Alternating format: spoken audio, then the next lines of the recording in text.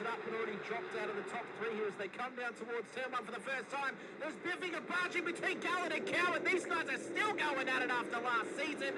They survived for this time by though. Through turn 2 and 3 they come. Nice and clean, boys. Keep it up as they come up to... I love riding. It's a real social thing. There's a great bond between riders. Every weekend I look forward to getting out there. It's a freedom like no other. Riding to work is a great way to start the day. Shannons insure all types of road bikes, not just classics. They offer features riders really want. It's why they're one of Australia's leading motorcycle insurance providers. Whatever you ride. Whatever you ride. Whatever you ride.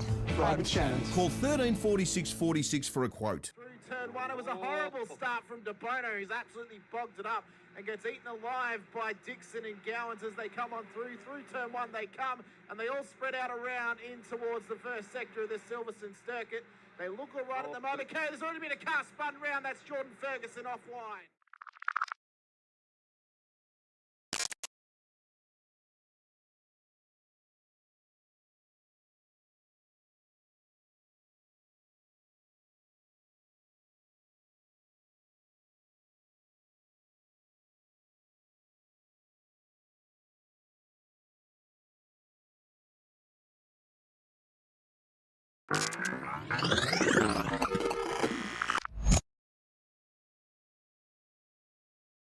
Is green, green, green at Road Atlanta here as well. Faulkner did get away. De Bono is tucked in as well. Unfortunately, Houghton is on that outside line. De Bono does want to tell him to do. He's got the job. De Bono's overtaken. Now can he get Ben Faulkner up through turns for 2 and 3? They go round the right-hander, dropping down the hill. Faulkner's out in front. De Bono second. Houghton third. Ratcliffe in fourth. No real dramas going into turn 1. We've always had a few cars. They're all special. The T-Bird. Oh, that's mine. The Combi for when we want to get away. The XR8. It's going to be a classic. They're all insured with Shannons, We've also got Shannon's home and contents cover, which helps protect our automotive collectibles, tools and memorabilia in the home and garage. If you're motoring enthusiasts like us, it's got to be Shannon's. Shannons, insurance for motoring enthusiasts. Call 134646 for a quote.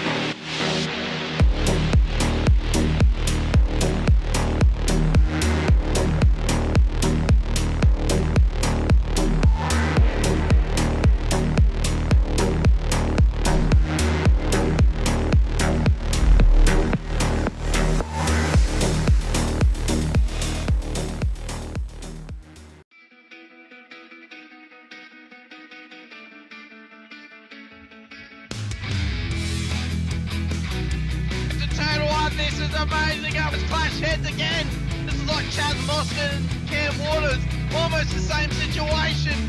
Better contact going down the hill. Sam Noble wants to sniff on Dave Coleman now. Sam Noble bottle right now because tell you what, Reece Tanak and Jamie Dyson just absolutely drove away from us. Hayden trying to go around the outside. This is where he could have just sent it up the inside, but he hasn't committed, which is fair enough. It's very scary out there, ladies and gentlemen. Let's see if we get a good run. Dodds just absolutely competitive. Really nice move. Blake Delaney had to move out of the way.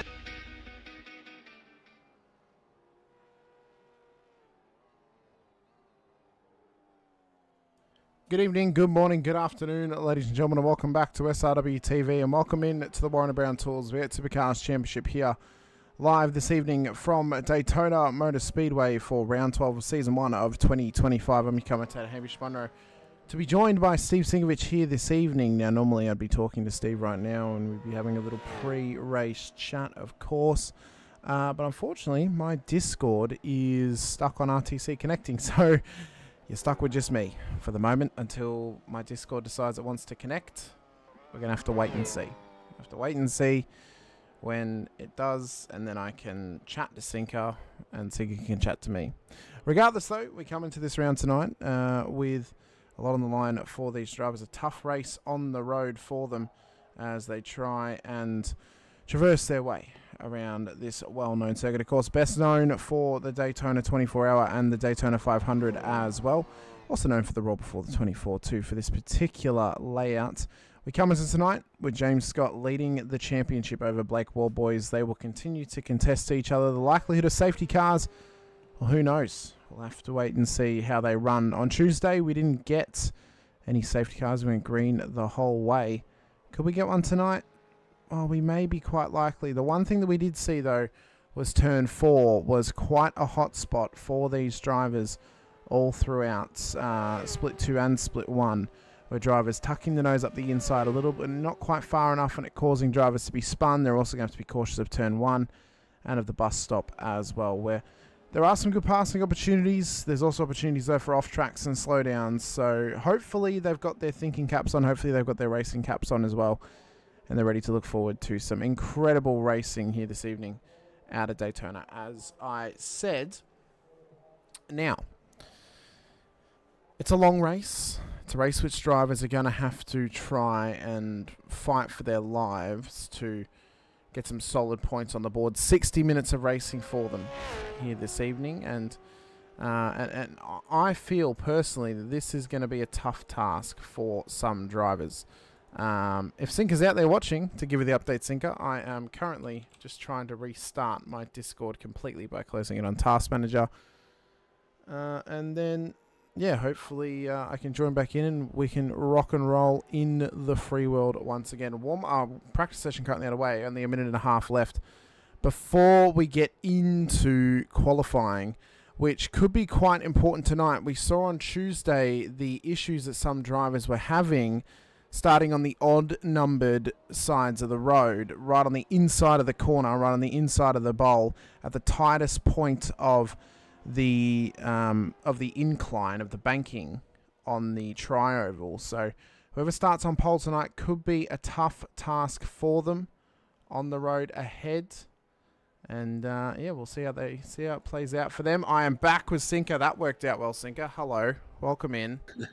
How are you, buddy? Let me just mute your other thing because I was listening to you all the way through. Very good. I thought to myself, let's just end the task on Task Manager, see what that does, and thankfully it fixed it. So we're rocking.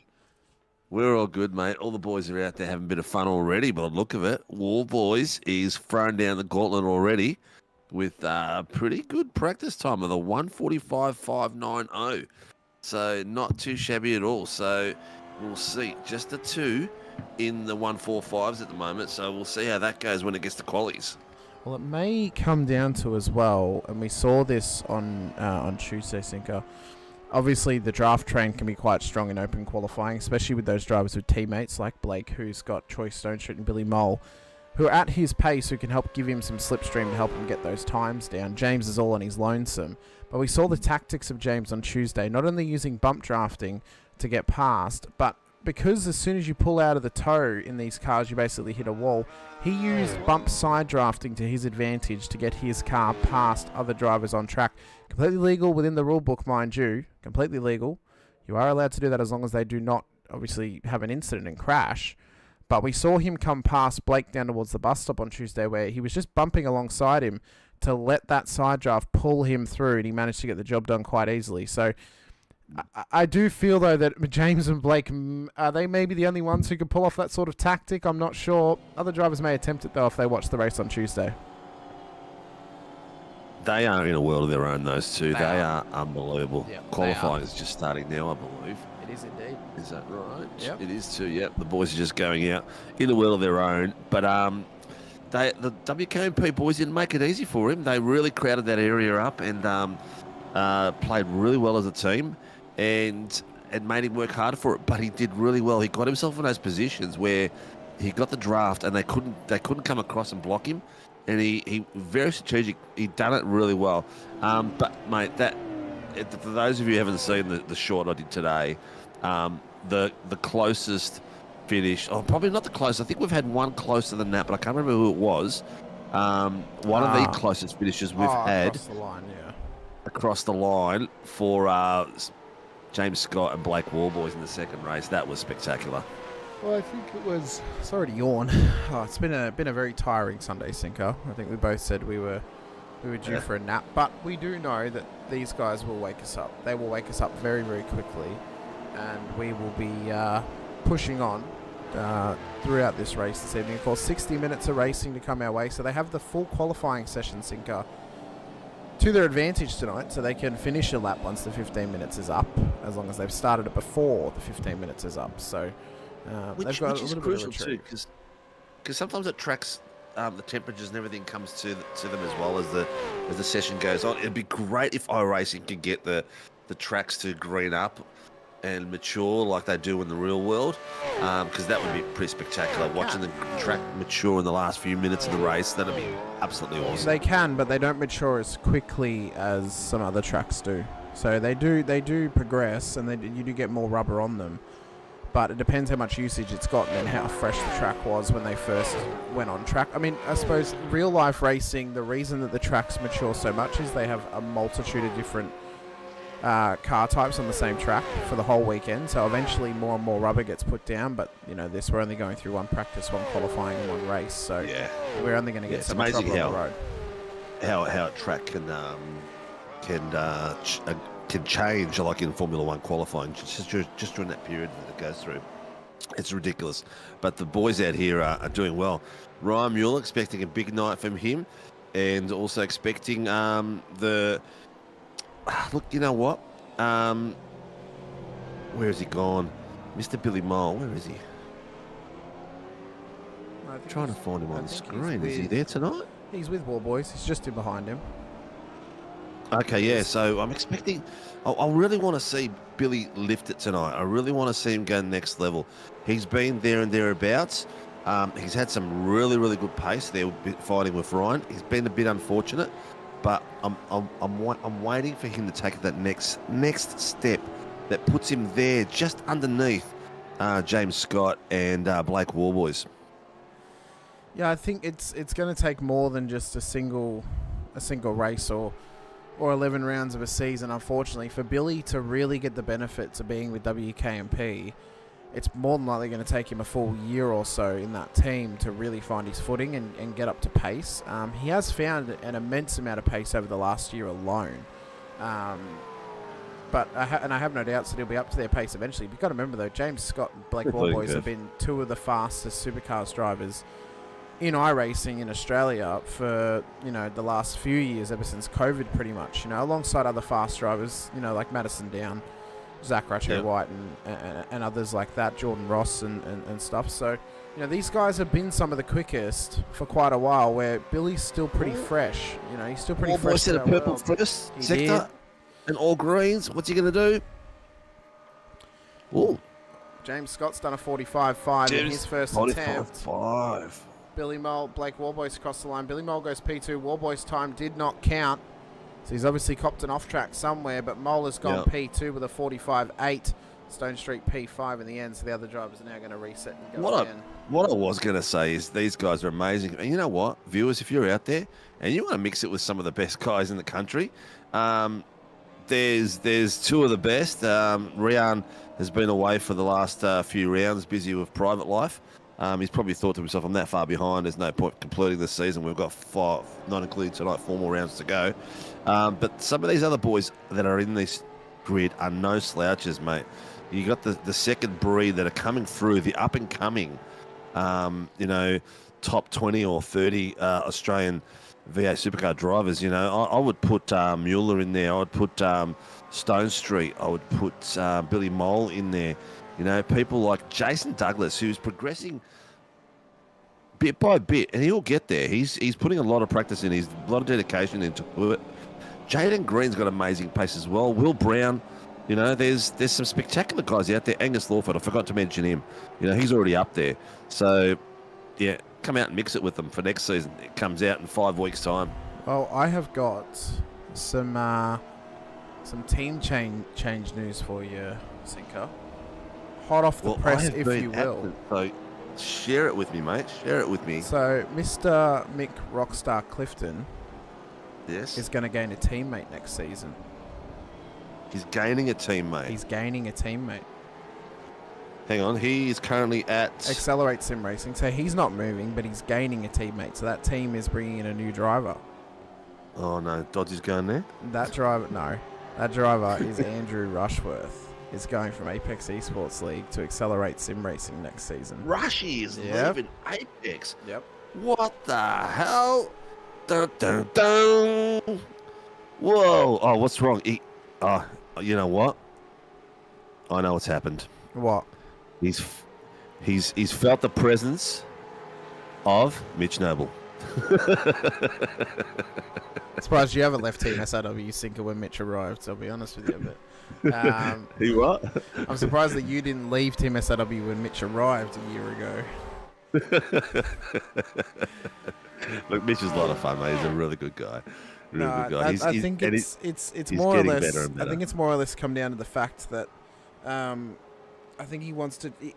Andrew's pretty much become the top driver in that team, and he wanted to find a team which could help him improve and go further. And got to remember, he's going to have drivers such as Greg Favell, Damien Cairns, Anthony Visma, you know, all at his disposal as a part of that team to help him go further and help him improve. And he's already improved immensely. Mate. It's gonna be amazing progress. It really is. It'll be good to see. It'll be fantastic to see.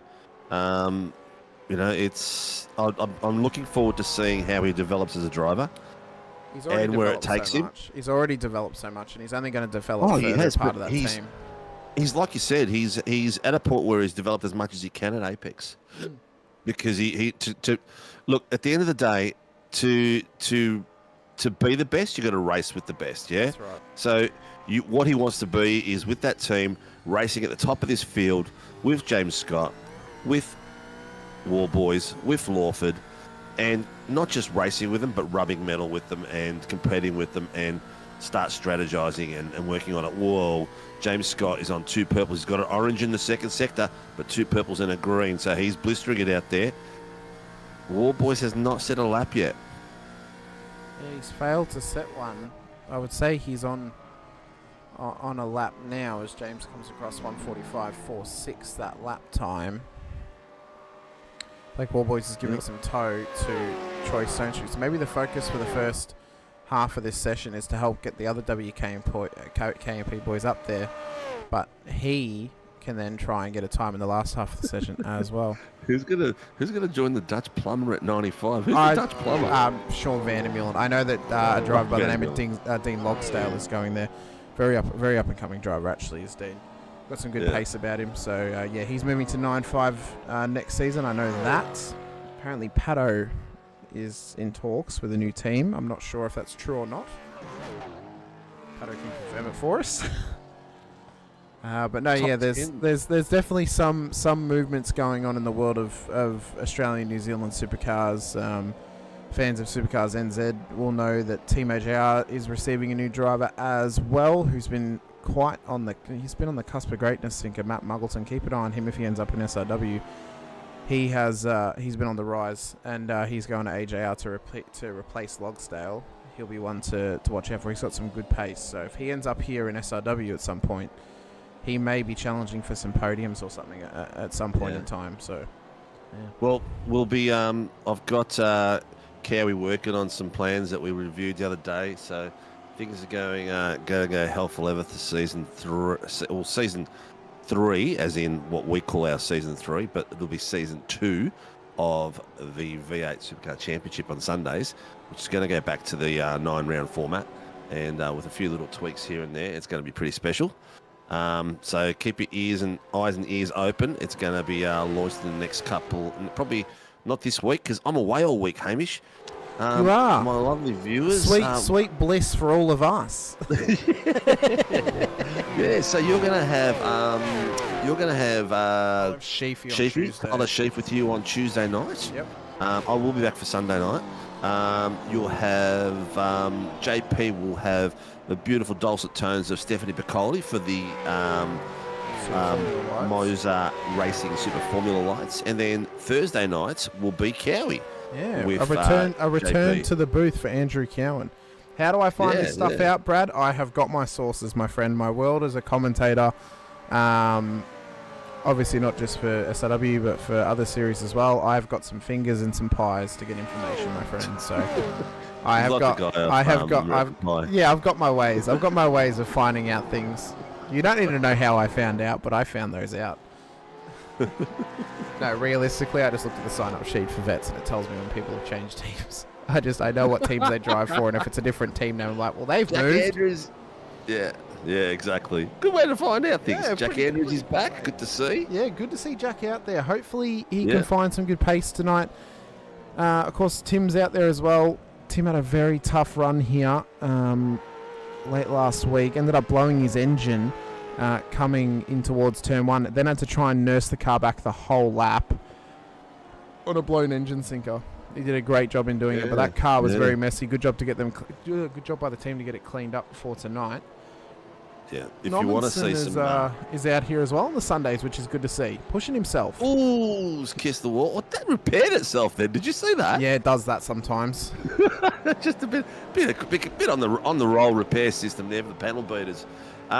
If you get some time, viewers, if you want to see most extraordinary finish to a race, check out race 1 of the Formula Super Lights with Josh Horton crossing the finish line like a boat, no front wheels. The front wheels buckled underneath his front of his car as he is tapped the wall coming through, trying to get the fastest lap. Silly boy, leading the race by 6 seconds and coming out 5th. But actually, it's on the shorts, so you can watch the shorts as well. I don't know what it was about last week, but there was just an immense amount of intense finishes across different leagues in iRacing. And some carnage too, mind you. A heap of carnage across heaps of. It must have been something in the air this past week. Maybe there was a full moon across the week, Sinker, and just gave us some immense finishes. Looks like Warboys is starting to warm up the wheels. He's got himself a purple for the 4th sector, which is going to give him a good lap speed for his next lap. So I reckon his next lap's going to be an absolute cracker. James Scott sitting. Oh no, he's pulled it up. A 1:45.465. Front row pole position on this track. P2's might better. Not be the right position either. Yeah, P2's better than P1 here. Yeah. So maybe playing at that at the moment, but the time's up there. I tell you what, Billy Mole and Blake Warboys, teammates, same setup. Driving style is a little bit different. A 1:45.862 on the button, both of them. That is spot on. That is amazing.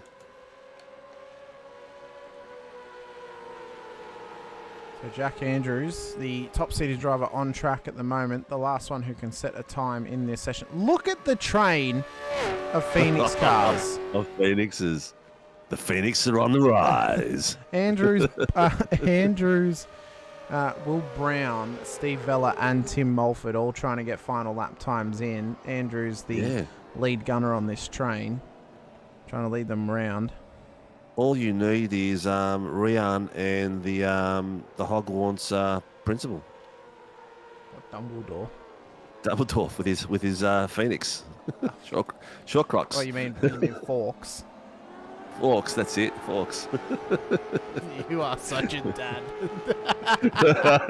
I watched it yesterday. We started watching it today. My boy's loving Prisoner of Azkaban at the moment at 5. He thinks it's awesome. Do they have license points for being naughty in this? Hell yeah. Oh yeah, they do, Brad. Yeah, they do. Yeah. You get, I would say though, to Brad's credit, Sundays, Brad, probably a little bit out of your wheelhouse. These guys are some of the Brad races in vets. Fuck, To give you the rundown, No these shame in guys, trying. no shame in trying, but these guys are like would be if they were in vets, it'd be split 1, split 2, Brad, to give you the comparison that you would know. So if you wanted to race in SRW, Tuesdays would be your probably best option in split 2, I would say. But if you want to get faster, race with the fastest. That's true. That is and true. so Sunday night is also, as we're getting to quali's finished and the boys doing their final laps, Sunday night is no aids at all except for Clutch. Yeah. I hope you Here don't we send go. them, I Will hope you don't Brown's- send them Will around the Brown's Nord. on- I was about to say, I hope you don't send them around the Nordschleife next season, Cinco. No. That'd be nice. No, the bend. Oh, yes. Yes. Oh, yes. Yes, that would be 8 fun. times. Oh, there's only 7 layouts. You got two buy rounds in there, just so we can have all different. Oh, you want to see who was the naughtiest? Oh, I couldn't tell you off the top of my head. You know what? You get 8 points in the season, then you get a week off, and we haven't had anyone had a week off this season yet. Last season we had a couple of people, Yeah, so it's everyone's pretty been good. behaving big time. Yeah, it's been pretty good. Have a look at this. Who's got left? Mickey Clifton's out there. Shane Randall's out there. Yeah, but Shane Looks started like- his time, I think, once the time was up. I'm pretty Yep. sure. Yep. Oh, poor Shane. He had Yep. a big stack right there on the bowl on Thursday. Cinco. Car lost it on the inside. Tried to catch it straight into the front of him. Nowhere to go. Front of the car was there you cooked. go. Yeah. So hopefully we see none of that tonight for these drivers. Hopefully they can get a nice clean run in for the race proceedings. Long race, though, Cinco, 60 minutes. The one thing that will test drivers tonight across that stint is how well the right foot holds up, because you've got that foot planted for a long, long time on these straights. Hopefully they've figured out the strategy of the left foot sandwich, where you just pin your right foot with your left foot to take the pressure off that right foot. But we'll see. We'll see how they run out. The other thing as well is tyres. How they're going to look after them. Yeah. What's the temperature out there at the moment? It's 27 degrees. 27 degrees ambient, Ambient. 28 track. Yeah. So it was hotter in practice. It is actually cooling down. So the grip and the lap times will get faster. 100%. As So they I've go got on. my camera on number 10 position, Jaden Green. Hopefully he will have a good start, but we'll see. Shush, Sinker. At the back of Don't them. spoil the grid, Sinker. Shush, we can't tell him who's in P10 yet. Go for it, mate. Starting pole tonight, there will be James Scott with Billy Moore alongside on the front row. Blake Warboys, Troy Stone Street will then make up the second row of the grid. So James is surrounded by WKMP Sim Sports drivers. Jack Andrews, Angus Lawford will then start alongside each other on the third row, with Will Brown and Ryan Mueller for your top 8. Stacey Boyd, Jaden Green will then make up the top 10, with Harry Dodds and Tim Mulford for the 6th row of the grid. Peter Babovic and Mick Clifton then for your top 14, with Jace Douglas and Steve Vella for the top 16, with Troy Dooley, Shane Randall, Andrew Cowan and Kurt Nommenson for the top 20. Alex McManus was the last driver to get a time in qualifying. Terry Marsh not taking part in quali here tonight. The race controllers for us, Stephanie Piccoli, Greg Leake and Tyson McAvoy as the chief race steward here this evening. But as they will begin to get gridded up and the cameras will go live, Big Daddy McAvoy. Big Daddy McAvoy in the race control booth. Been under a bit of pressure this season. A new baby has arrived for him, and also then dealing with drivers complaining about incidents as well. Yeah, as always. Yeah, as always. Just compounding the stress. Drivers forget that they drive the cars. They sometimes do. Yeah.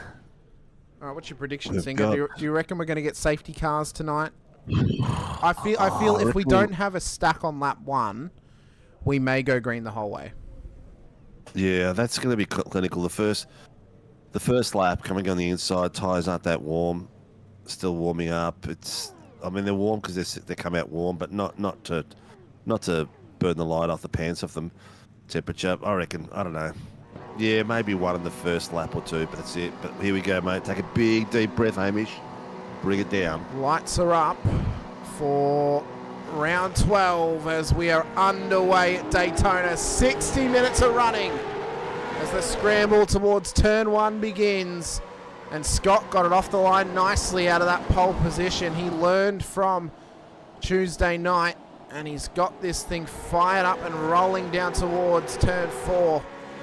And the next hard braking zone will be as they all try and survive through here. They've managed to make it through turn 1. As I say that was Angus Lawford off the road. Bit of damage already, and it's a big pile up. Troy Stone Street off the road. Andrew Cowan just trying to find a way through as well. So is Alex McManus. There is Stone Street. We'll try and get a replay happening at the end of lap 1 just to see how that occurred. I think it was Dodgy that went out wide and got in the way and ended up on the grass to avoid stuff as well. So we'll unpack that as we go. A few guys are struggling now to get back with their dirty tyres, but Scott, 7/10 already up. Billy Mole, where has Warboy's gone? Oh, there he is there in second. Right there. He's right there. He's right there. Dropped up on screen. I was like, what the hell? Chase Douglas. Son. Oh, I think he might have had a slow run. They went past him. As we run down towards the bus stop at the Le Mans chicane for the first time this race and into the braking zone right at the 1 marker for these cars. Peter Pavlik's already up 3 spots. Troy Dooley up 6. Shane Randall up 5, so they all had a good start here tonight. Nominson's up 5 as well, as McManus has absolutely buried it into the bus stop chicane. Ooh. Oh, and he's towed back to pit lane, and that will be... He's towed or he was sent. No, he wouldn't have been sent. There's no Shadow Realm there? There's no Shadow Realm. He was in the middle of the bus stop. So he's towed without permission, unfortunately, so that will mean that he'll get a penalty now for doing so. Let's quickly break down. Oh, Scott's gone wide. Oh... Come on, open up the little door, but not enough. Not enough just yet. This is going to be a masterclass with these two. They're just going to be in the back of each other. Will Warboys try to pass him, or will Warboys sit there waiting for the stream and the fuel save? Fuel save. Surely fuel save. It's a longer race tonight. What the hell? What is happening? Down the second screen. What is happening down at turn 4 tonight? Pierce drivers losing their marbles a little bit. I think it might have been Jaden Green that was possibly involved with Stone Street, because there goes his teammate, Angus Lawford, who made initial contact with Stone Street, got him unsettled, and then Jaden just comes in and finishes the job. So it was a real 2-for-1 special from Project 36 there. Oh, God. Project 36 needs to change their number to, I don't know, something like a 69 or something. That was when Jaden came back on track. Sorry, clicked on the wrong one. Not that one. This one right here. Let's have a look at it. So this was McManus. Jaden Green's got himself a drive-through for that. This is McManus into the bus stop. What is... Oh, he's missed his brake marker, gone straight. Oh, and he couldn't avoid the wall. I don't think he has. What do you reckon? He's just lost control of it? Maybe of his mind. Let's have a look. Let's have a look. Let's break this down for everyone. So he's turning left. He's turning left, but he could have pulled it up. And why? I don't know. I reckon there might be some hardware issues or something. Maybe I would say that's the only excuse I could think of. Yeah, I reckon maybe hardware. maybe the brakes didn't engage or something. Why would you aim for the wall as well? Why wouldn't you aim to exit the other side of the corner? Yeah, it looked like he tried to turn it, but yeah, I don't know. It's weird. Maybe some lack of response. But Billy Mole's got a pressure from Jack Andrews.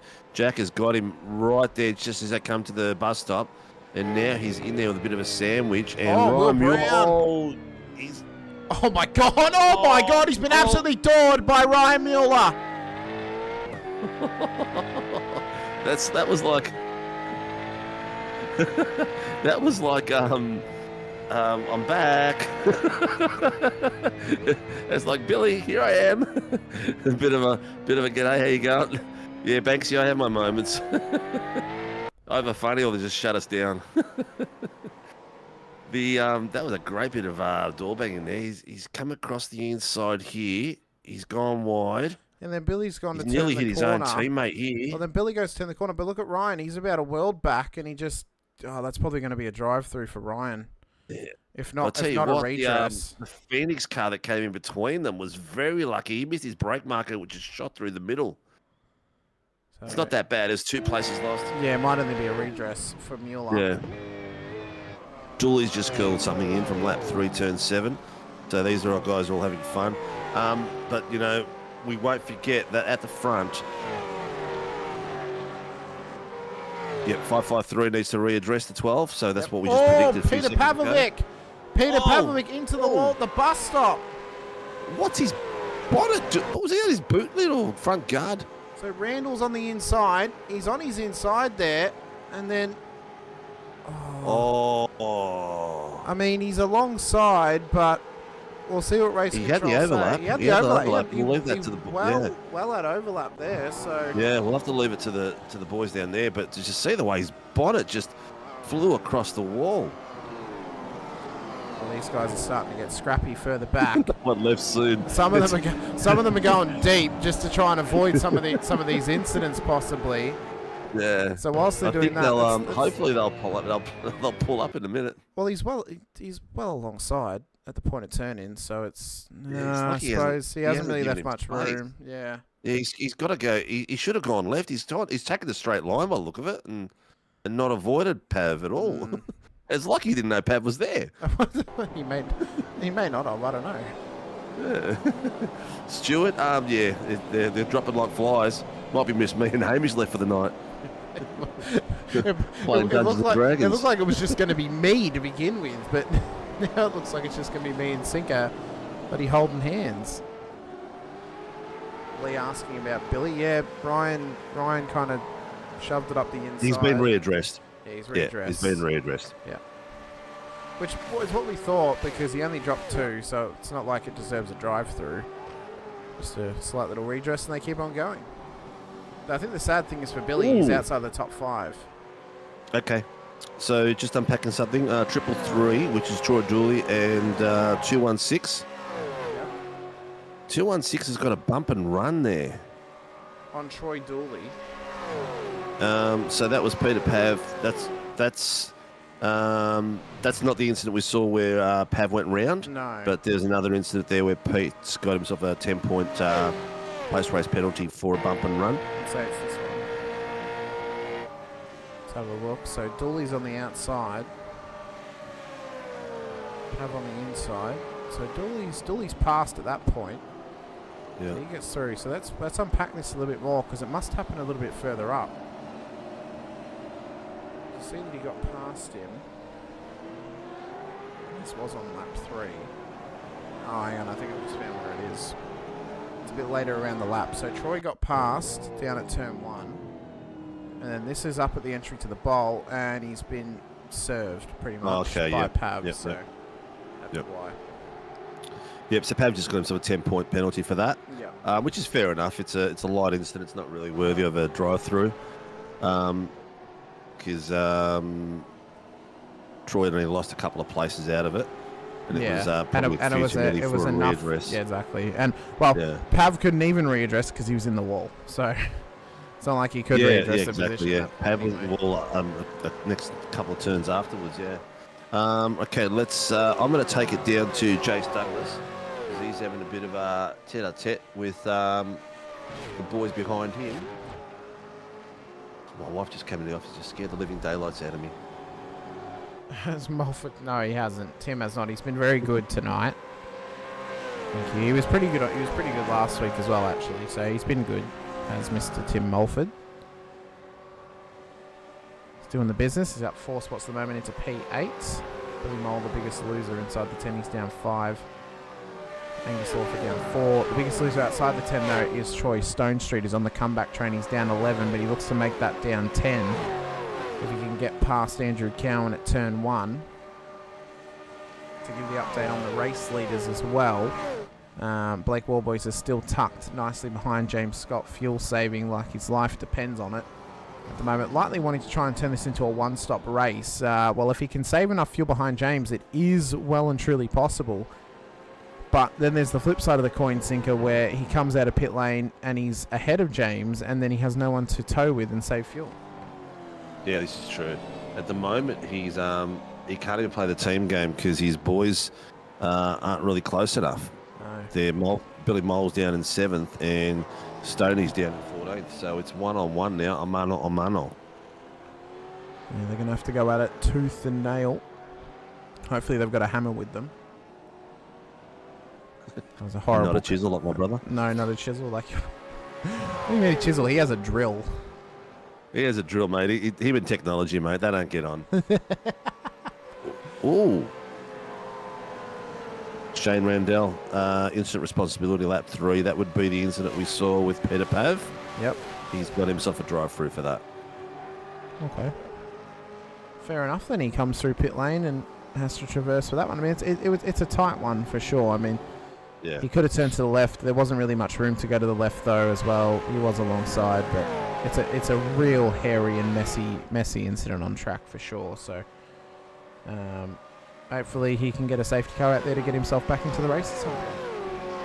Very true, very true. Ladies and gentlemen, while you're out there watching, please like, subscribe, and hit that notification button. Also, let us know if there's someone you're following out there that you want to have a look at, because we've got 2 cameras going and we can go from one to another. At the moment, the bottom screen has got one of our OGs, Mr. Harry Dodds, sporting a bandana. He's got a tennis headband on. A tennis headband. Yeah. Is he doing a Vitas Gerolitis there? I feel like he's trying to do his You on best. board? He is definitely listening to us, Sinker. That made him absolutely make a mistake then. He's really giving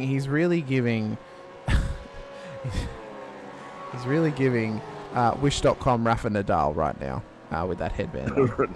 No, it's not. He's not dark enough for Rafa. And he's got too much hair. That's why he's from Wish.com. And he hasn't got his drink bottle facing the right way. Oh, no, that's true. Oh, it's about as much as I know about tennis. Oh, big look. Will Brown's he was looking putting the pressure other. on him right he now. wasn't even looking into the corner then. He was looking into his window. Look at the face of. I swear we could have just a stream feed of just Dodsy's face, and it would be. He's got a twitch, doesn't he? He'd probably just No, go he to doesn't. that. He doesn't. He should. He doesn't know, but. Yeah. Just the Dodsy cam should be available to everyone to watch. It's absolutely glorious. There's a great. So he's actually he's right behind Ryan Mueller at the moment. He is. And there's a nice big trail of people behind him. So we've got Will Brown behind him, Billy Mole, Tim Mulford, Stacey Boyd's just a second back there, but he's slowly catching him. He's just in the orange now. And then his teammate Angus Lawford, who had that incident early on in the first lap, is 3 tenths behind them, and Jace Douglas and his group are catching him now. So that's enough of Dodsy for the moment. There's Jace Douglas. Another stoic face gentleman. What are you laughing at, Sinker? Oh, I'm really laughing at the YouTube. He could at least have his shirt open. No, Brad, you don't want the Dodds shirt open. You don't want that. There it He's is. got a candy gold chain there. He's got a Forest Weather chest hair for sure. Never shaved in his life. Let's leave him alone. He might get upset with us. No, he probably will. That's fine. Though. It's Yeah. Doddsy. He's got thick skin. Yeah, Jace Douglas has got hair on his chin, but I doubt his chest has got any. Yeah, Jace. I've spoken to Jace a couple times now. I think he knows he's on screen as well, so that's good to Jace. I don't know why, but I'm both confused about Jace's age because he looks both 16 and 40 at the same time. He's laughing. Yeah, he knows that he's on screen. Give us a thumbs up. Good on you, Jace. Focus, mate, because you nearly stuffed that corner up. Yeah. Don't be listening to us. Yeah. And I'm not going to say listen to Ray. Just focus on your racing.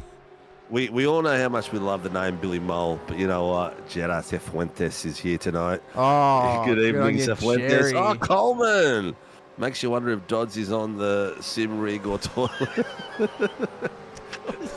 Bully Harry Dodds hour. It's like everyone's playing out on Doddsy tonight, including us. To be fair, Coleman, why aren't you out there, mate? Get your ass in the seat, mate. it's a free hit, to be fair. So Yeah, he loves it too. He loves the attention. he does. He's an absolute ham when it comes to attention. Look at the skill set of Cowie here, playing with modulating the stuff. Has he added more Has he added more dials He's to that rig? He's got 3 buttons there. I think one's the eject seat, one's a parachute, and one's the oil. I think they actually are dials, like legitimately. As Yeah, much I as think we they are joke, I too. think they are. Yeah. Coleman, you're not retired. Come on, Coleman. God. Bloody hell. Retired. Don't give us that. He's actually adjusted where his camera is as well, Sinker. Although the rig may have just bounced it out of way. Yeah. It's definitely I can't moved. watch his screen. There's too much going on. He's giving us all the data, It's making me dizzy. Yeah, it's making me dizzy. I'm surprised Blake you get Warboys has just hit the fastest lap of the 1:46.852. So these boys are still they're not doing quality pace at the moment. They're sitting 1:46s. Quality pace is 1:45s, mid 1:45s. So it's a fair bit of difference. Obviously, full tank, tyre condition, everything like that. But looking good. Maybe it's one he's Karate Kid. Oh, I could just see him in the Karate Kid Cobra, the YouTube movie, when it was a YouTube series. It's at the original point.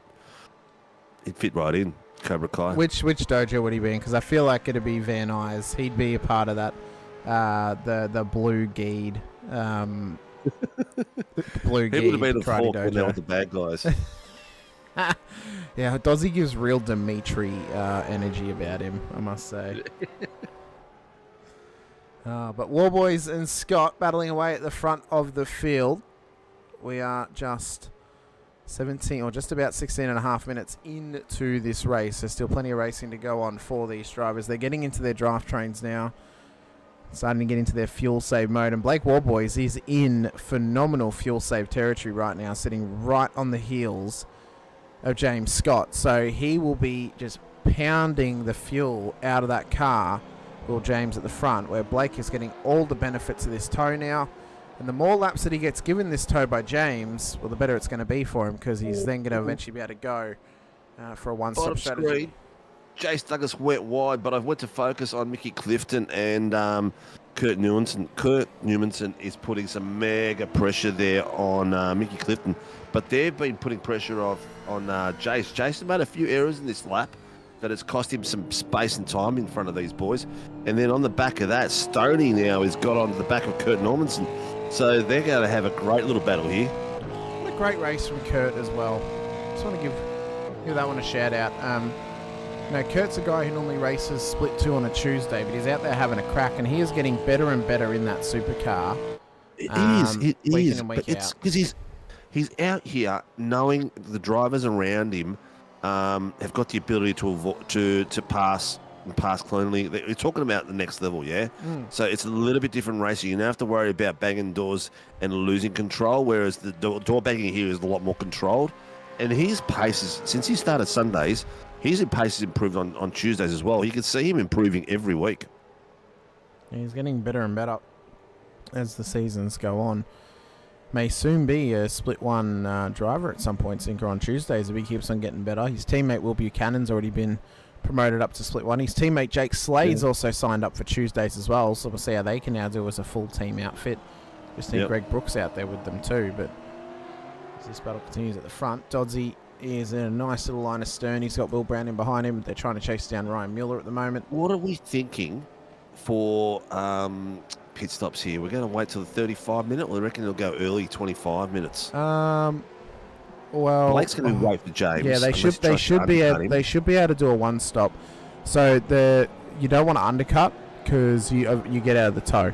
So undercutting here is such a poor strategy to pull that it can actually hurt you. The only way that undercutting can work out is if you're at the front of the field and you end up within the pack at the back of the field to get into the slipstream. Behind one of his teammates. Yeah. That'd be ideal. Yeah. That's the ideal way. That's the only real world that undercutting works. Especially when it's only a one-stop race. Otherwise, it can really hurt you. Going too long can also hurt you, of course, as well, because then you are without any tow, and you're just cutting laps whilst drivers in behind you are getting that tow and working together. So it's a very difficult track to balance those pit stops. You know what? If they had engineers and stuff like that, they could work it out, because he's got 2 really good options here. If he went here, he can come in behind Billy Mole or Stoney. Stoney's probably a bit far back. He'd want to be coming out a bit behind Billy Mole. And timing it right. Billy's too close, so it's a 35-second loss in pit lane. If we click on Blake, if he pits, he's going to be about 10 seconds behind Stone Street when he comes out, but he's going to come out around about Andrew Cowan if he were to pit now. So he would get some tow from Cowie, and it would leave James all on his lonesome at the front of the field without anyone to tow with. But if you're Blake, you're not moving. You're saving fuel at this point. You're running nice, clean laps. You're putting pressure on James, and And yeah, as I said, I mean, you're saving fuel. You're in the good position now because you can tell if James is going to come into pits, and then you can follow him if you want to.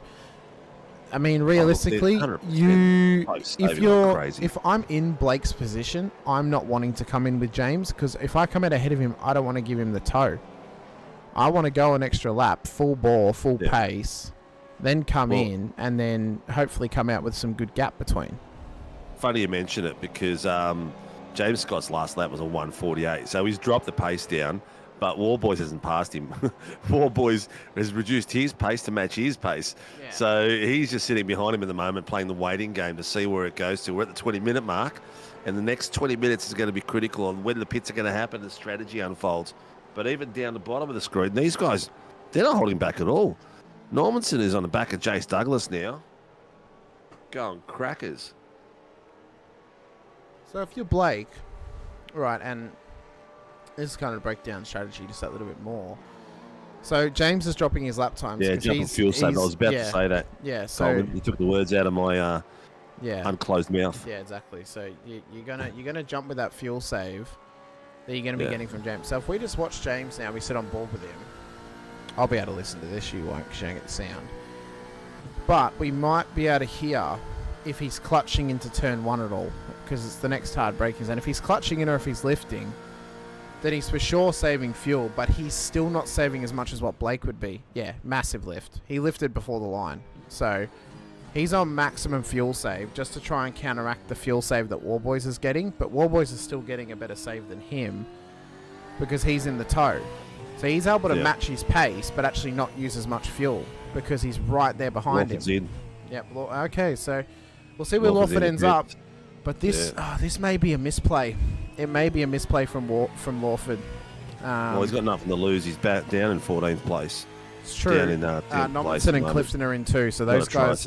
This is now going to work out well actually for Nommensen and Clifton because they're going to come out with fuel saving opportunity. So they're going to be able to come out in the tow with each other and work together here to save some fuel. So this could work out well for. But the strategy is so important at this track that you've got to try and get it perfected if you can. So it's it's an absolute maximum degree to get your strategy right, and it's such a tight balancing act of deciding when to pit because you need to have to balance it well enough that you at least get some slipstream on your out lap or your in lap. It's like trying to balance the wet tyres and the dry tyres. When do you come in to change them? Well, you've got to find the right moment. It's the same thing here in picking when you're going to come out in a good set of slipstream or you're going to come out in dead air and nowhere to go. Yep. It looks like they're doing it really easy at the moment, but still they've got to focus and concentrate all the way through here. Oh, they do. Either one of them makes a mistake, and it's going to open up the draw for the next one. They are for sure just cruising along at the moment, full on cruise, and I mean that again, it's the nature of this track. Dodgy just passed Ryan Mueller. Dodgy up the inside. Mueller maybe some fuel saving too. As Dodsy's in. Oh. So Dodsy in the pit lane. Got it pulled up in time. Could that be a misplay from him? His teammates came in Angus Lawford, who is all on his lonesome. So this may hurt. I like that one, Gerard. Very nice.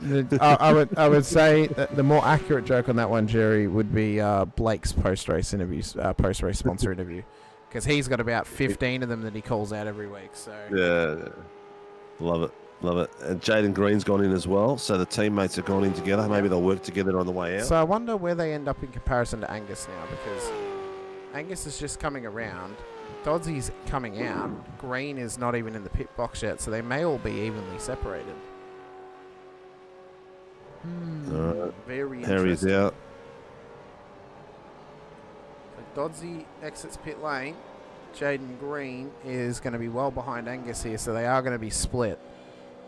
They're not going to quite get the fuel save opportunity they would like. Shane Randall, who separates them, does still need a pit stop. He has traversed the lane, but for a drive-through penalty earlier in the race. So these guys now will have to try and fight their way forward as James Scott and Blake Warboys continue on. Of course, twilight race tonight. We had a night race on Tuesday.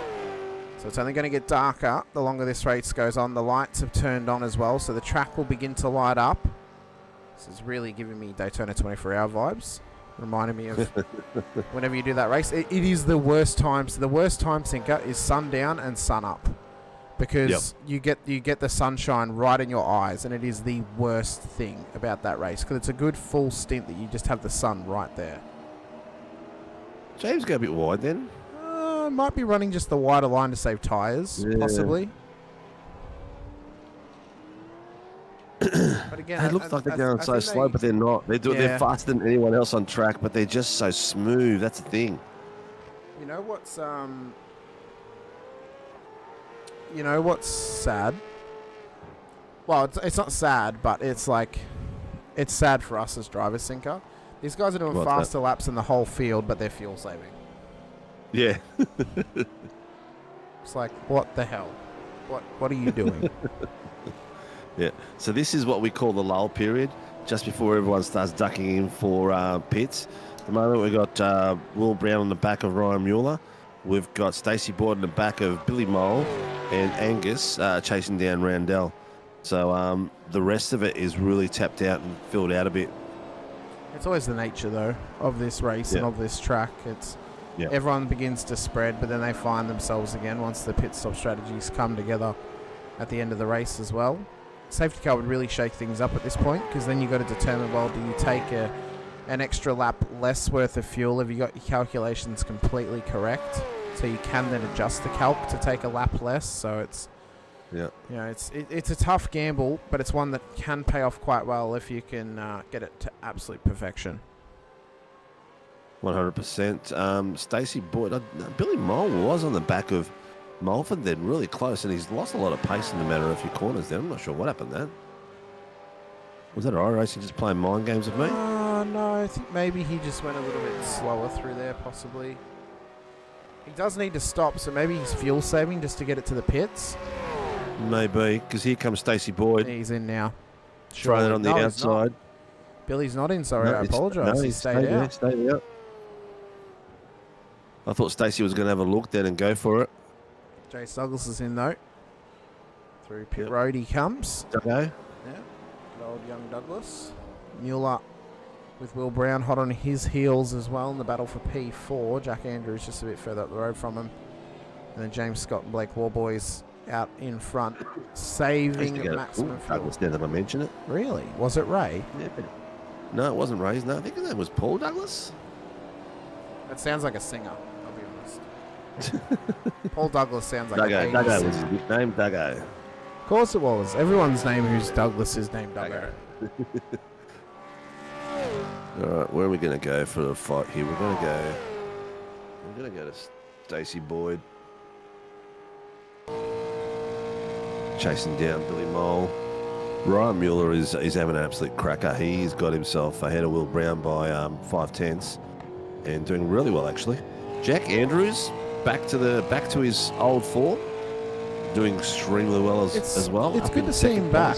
Good to see him back. He's definitely been missed over the last few weeks whilst he's been away. Hopefully we can see Mr. Leonage back as well at some point. Cowie has got a James unofficial up 8 places. Oh, James Scott's in, and Blake has continued. Might as well keep going. Interesting. He's going to try and use this pace to his advantage. I'll put my camera on James Scott. I feel that Blake may pit this lap now, Sinker. He may very well come in. Just to make it interesting. Although he has got Peter Pavlovic to get some toe off of, so if he can get up onto the back of Pav, he'll at least help pull him round on the back straight, and that could really make the difference now in this pit stop. Not just the fuel save capabilities, but also the fact that he has now got some slipstream. So it'll depend where James ends up, and if he gets some toe on. Camera angle. What one have you been given? Here we go. He's coming out now. Oh yes, I know that camera angle very well, Sinker. A TV1.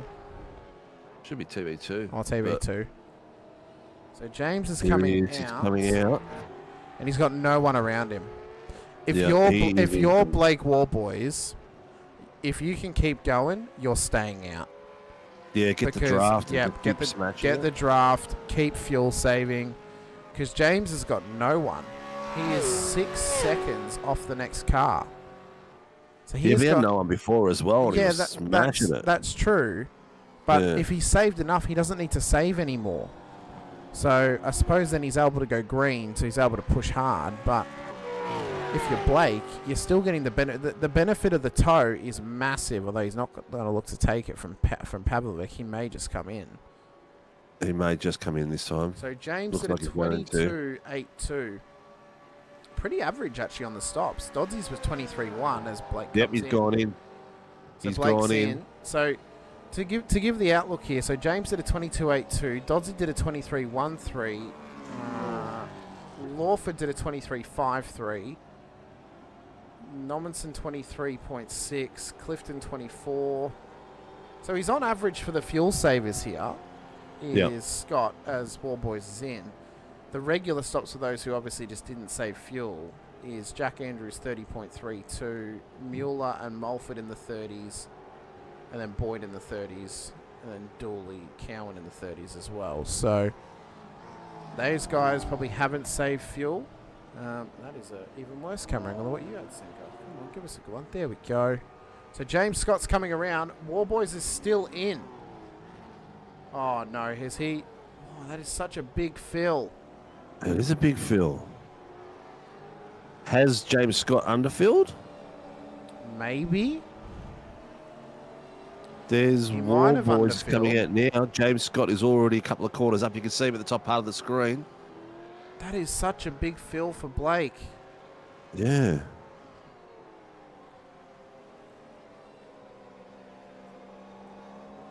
That's a strange one. That is really odd.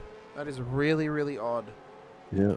I reckon maybe James Scott is underfilled, hoping for a safety car. Oh, no, I don't know if he's hoping for a safety car. He's probably underfilled just to fuel save the whole way. Wow, this is going to be a tough one. Let's see what happens. We will unpack as we go along. So the problem is Blake needs slipstream now because he's 10 seconds behind James. So he's given up 10 seconds in that stop, but he's got no one in front of him to tow off of. So for James Scott now, I mean, what happens at this point? Does a safety car come out? If a safety car comes out, it helps James. It doesn't help Blake. But it also helps Blake because it gets him back onto the rear end of James's car. That is really, Let's see what their pace is like coming out now. So far, the fastest lap of the night is a 1:46.852 for Blake Warboys. James Scott is flying there. Billy Mole's on his way in the pits now.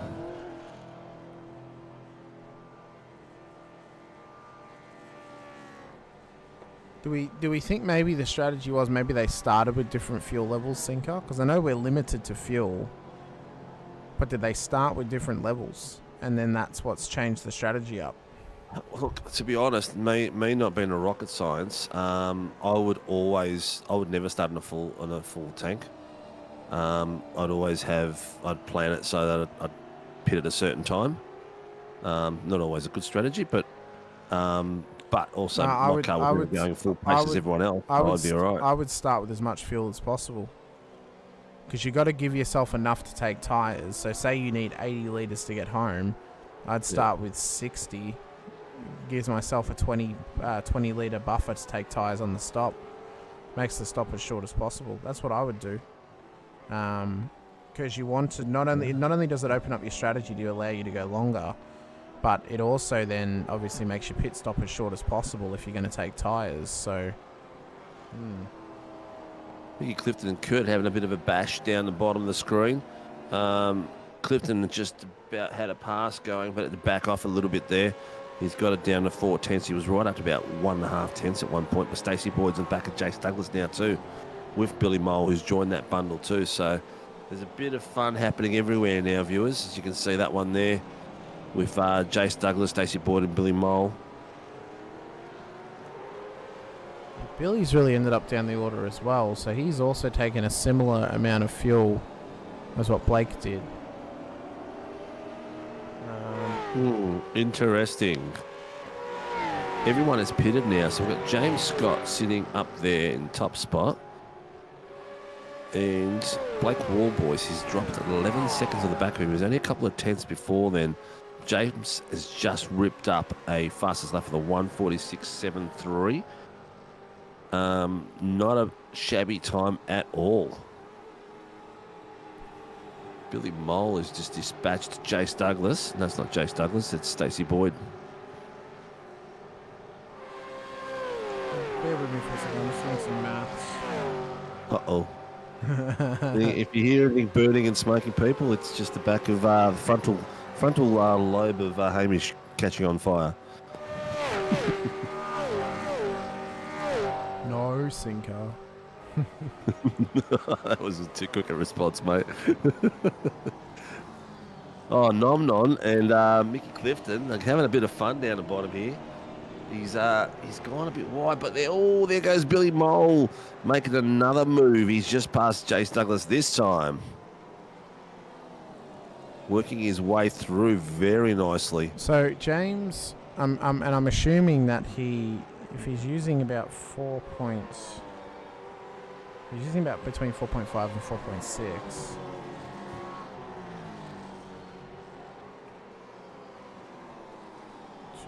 So he took about 50 litres on that stop. If let's say he's using 4.6, he's got about 11 laps worth of fuel in that car. If you look at the same for Blake. Oh, look at that. Blake has taken 72 litres on that stop, which is enough for 15 laps, just to confirm. So Blake Warboys has taken around about 15 laps worth of fuel. Scott's taken around about 11, so there's about 4 laps between them on the fuel load they've taken. 4 laps is a lot to save if James Scott hopes to save fuel to the end of this race. We're running at about an average of 1:47 for the race leader. We've got how long left, Sinker? 23 minutes? Yeah, 23 minutes yet, and counting. Billy Mole just took 2 cars in one corner then. Beautiful little bit of piece of work. Driving really well. So just to give you this little piece of rundown, Sinker, 23 minutes at an average of 1:47 per lap. There are 15 laps to go.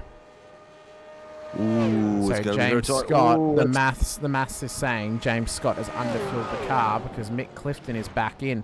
So I reckon actually, so to kind of compound everything that we've been talking about, those drivers who have taken 31 seconds worth of fuel have saved enough to do a 1-stop in this race. They're still saving to get home, but they're only doing a 1-stop. So I think James is committed to 2-stop strategy here tonight.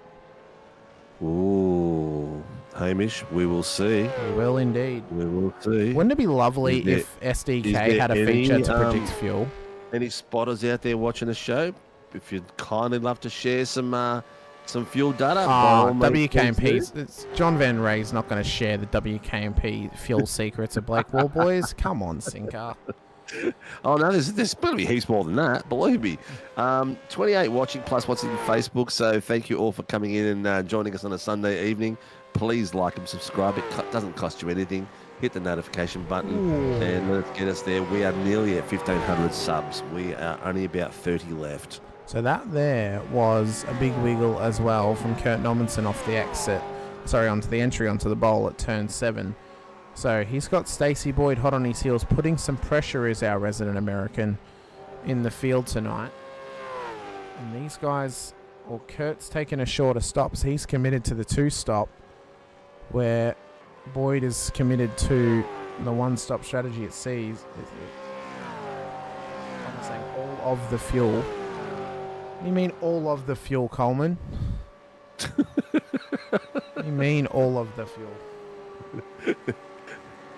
He's taken over my role as Da Vinci Code. What does he mean, take all of the fuel? As Nommensen's in for his second stop of the race, so yes. I'm almost guaranteeing you I don't think there's any world, even if James Scott is the best fuel saver in the world, I don't know if there's any world where he saves 4 laps worth of fuel with no tow and only by lifting and coasting across the next 20 odd minutes.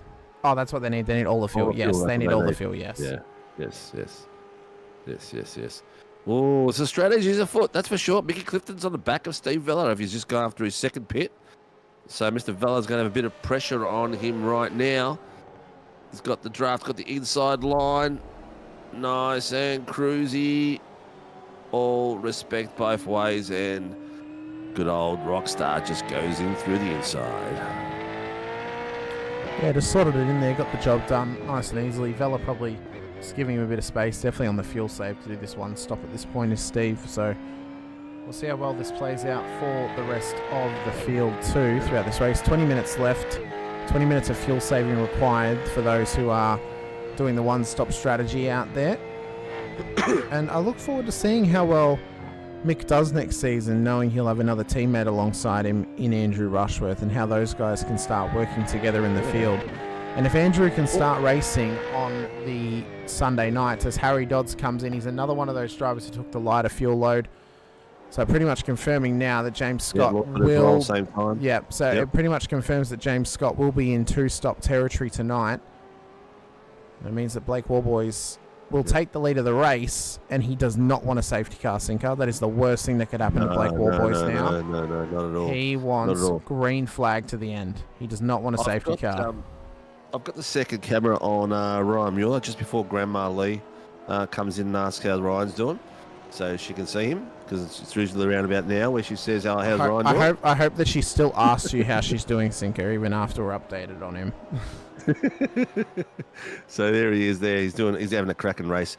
Quite and under the radar at the moment is Jack Andrews and Ryan Mueller and Will Brown having cracking races, sitting in third, fourth, and fifth. Very consistent lap times, hitting all their marks.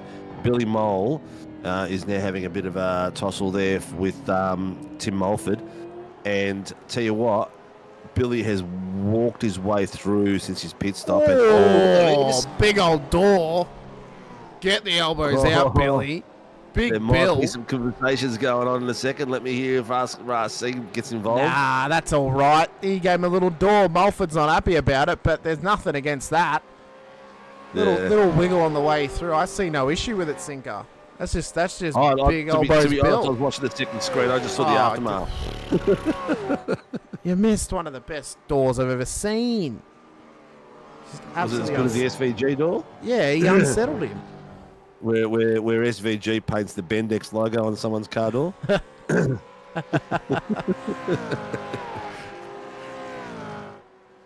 He's upsetting people in IndyCar now too. Does he even race an IndyCar? I mean, sorry, NASCAR, sorry. Better say. Yeah. Thinking of Scott McLaughlin, who crashed last weekend at IndyCar. Yes, he did. He had a nice one. Yeah. Well, I don't know if he'll be thinking it's very nice. I don't know if Roger Penske will be thinking it's very nice, knowing that they've just broken the car and the fact that he had a crash. But still, it was a good view. There's Grandma Lee.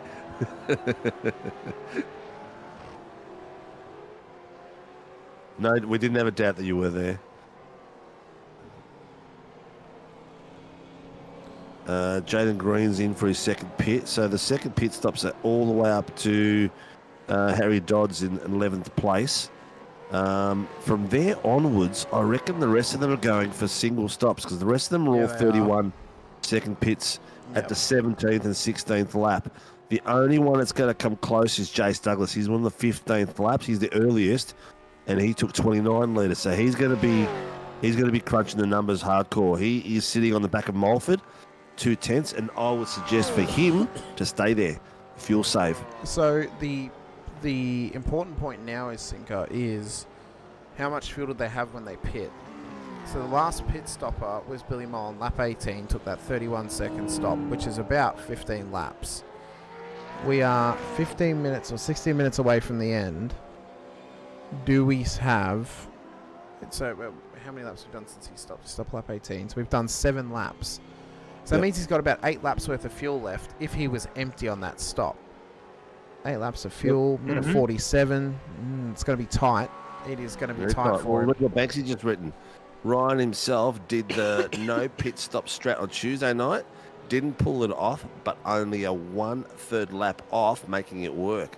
He's got faith in Ryan tonight. So Ryan has got himself in the box seat, and he's going to have to put the foot down sooner or later, Banksy, to get the podium step, because Jack Andrews is pretty much on the same fuel strat as he is. Or he might get it, though, off of James having his second stop. Because remember, he's going to lose about 35 seconds in the stop. And Ryan is actually lapping faster at the moment. He is about 7/10 faster than Jack Andrews in the last lap. So he's on the hunt. Oh, Angus Lawford pops up at the 146.623. Fastest lap. Ridiculous. What a lap from Angus there. Wow. And that's with 17 seconds up on the jacks. So he's got himself all the fuel he needs to get to the rest of the way. It just goes to show you, it's just, you need a little bit of luck and a little bit of the right place, right times, because Angus has got the pace. He's got the pace all season, but he's been a little bit unfortunate with safety cars, incidents. Like he had a bit of door banging on the way through at the beginning, but the key to that is qualifying well. If you get stuck in the middle of the pack and you don't have a good qualifying, then you've got to deal with all the little bit of bangings here and there, and it slows you down and you lose a lot of places real quick in the first lap. Oh, I mean, you can have a big lose on lap one, and it's such a tough task, not just physically but mentally, to get those positions back that you've lost. It is one of the hardest things to do in a race because you feel mentally drained, losing so many spots so early on, and just trying to recover that is so close between Jace and Tim. So close. And we mentioned as well, really getting better at driving behind the car. He's getting better, better and better. Yeah. I mean, we know how emotional Jace was last week out at Mosport after getting, not last week, the week before at Barber, but... Oh, he's made the move. He has. Is he going to be able to stick it? He's going to have to get an over-under because Mulford's got the inside line. Will he be able to outbrake him and get underneath him? He's thinking about it. Nah, Mulford closed the door. Yeah, he wanted to get through, but he just wasn't quite close enough, was Jace Douglas. He's just trying to push on forward at the moment. Angus Lawford currently sits he got him on the inside then. He did. He's not quite there. Might have to wait for the bus stop if he can. Oh, it's a big wiggle off of 4. And now down towards turn 5. He's going to have to be a bit patient here as Jace. Maybe feeling the frustrations. We know what this has led to in the past. There have been a couple of good moments to come of it, but also some wild blinds as he's right there on exit. Just trying to push the rear of Mulford's car. What a great battle this is between them. James Scott is in. Yep, James Scott is in. I will go to James Scott on the second camera. So where's Blake? He is just coming up and around. around. I finally got a good picture this time round. Oh, good job. So Blake's coming up and around to take the lead of the race. It'll do that, Sinker. It'll do that. Blake takes the lead with 12 minutes to go. Is Blake fuel saving, or is he on full push? You'll be able to see Blake come around the back here. Oh, he's full push. He's not even saving. He's confident in this car that it will get home. So James is only just leaving pit lane now. Jack Andrews is right there. So is Ryan Mueller, but Scott is going to come out ahead of both of them. But that is a hell of a gap now for Blake Warboys. The fuel save has worked to almost pure perfection. 20 seconds. 20 seconds. That is crazy. Wow. Oh, there's something going on down the back there. Car 125. Oh, Jaden Green's asked for a tow. Oh, my God. Oh, no, this could be a safety car. Oh, my God. Oh, what was that? Oh, I think he's well out of the way for it. He's towed. He's allowed to tow. But what was that? That was Steve Vella. 553 Ryan Mueller's just called something in as well. You know what? Jaden's moved over on him. He possibly could have, yeah. Jaden has moved over, and unfortunately overlap exists, and so we'll see this. So Steve's going for the move, and then actually no, he didn't. He didn't move over. Steve kept pushing the issue and then just drove through him. Wow. So that may well be a drive-through penalty coming the way of Steve Vella. He is in pit lane. He's about to exit pit lane. But James Scott has got 19 and a half seconds to try and gain up in 10 minutes in Blake Warboys, and the lap times are not looking like they could be there, and I agree. He didn't move on him.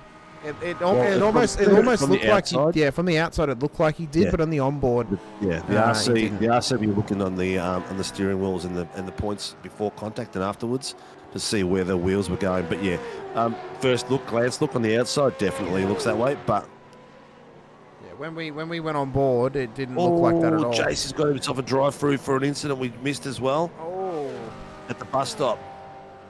So who was that with?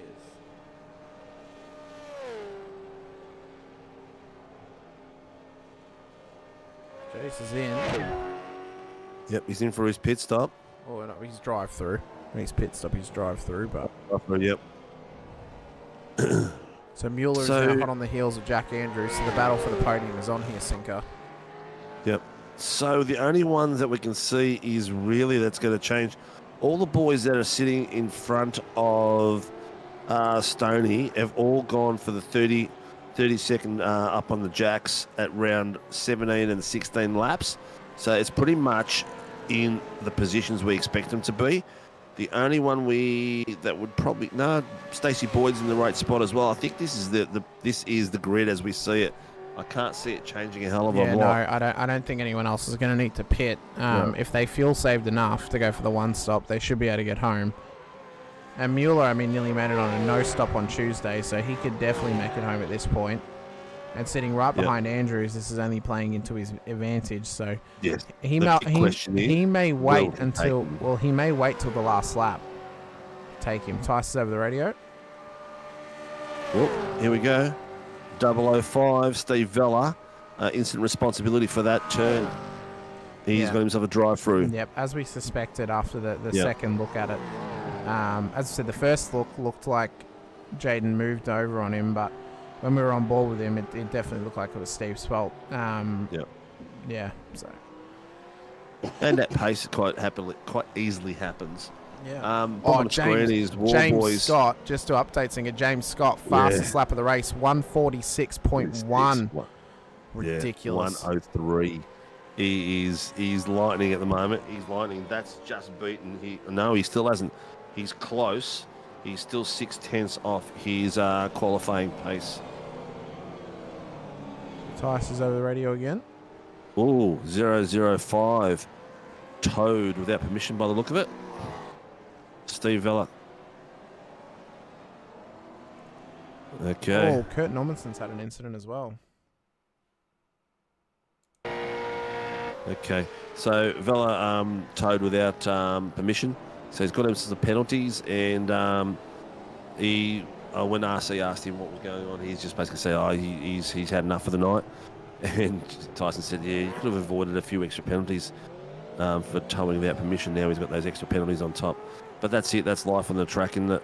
Grandma, yes, Ryan Mueller, keep going. He's having a cracker of a night. He's got himself that next position that I talked over the top of that, didn't I?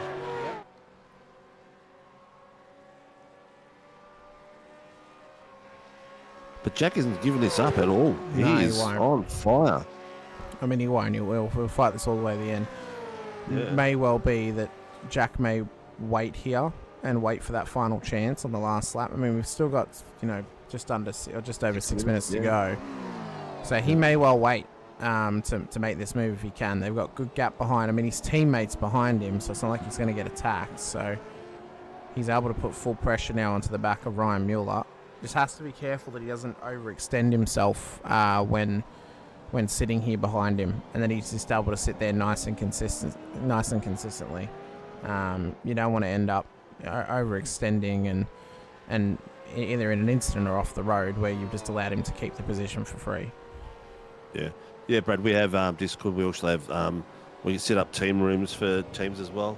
We used to have a heap of teams that use our Discord for the chats, but only Team SAW really uses it at the moment, and the lounge, where drivers just come in for a bit of fun and a bit of a chin wag and all get in one lounge and have a blast. But that's usually on Tuesday nights, Wednesday nights and Thursday nights. Yeah, Sunday nights are always a bit more serious. I think you mean boring. A little bit more boring on that one there, Sinker. I'd love for us to have a little fly on the wall in those lounges sometimes that we could tune into and just be like, what are the boys talking about now in the lounge as we're racing? we haven't done that for a while. We just cut to them and it's one of them swearing at another driver in the lounge because they took them out. Yeah. Right, that'll be our timing. Oh no, Kurt Nommensen has had another incident back in the field. Oh, that thing is looking absolutely toasty right now. What has occurred further back for Kurt? I need to change this replay camera angle. All right, let's see what happened. This is down at turn 4. Oh, he's just overlooped it. Just gone round. It's unfortunate for... Well, just for a bit Kurt. of wear and tear. Oh, Chase Douglas.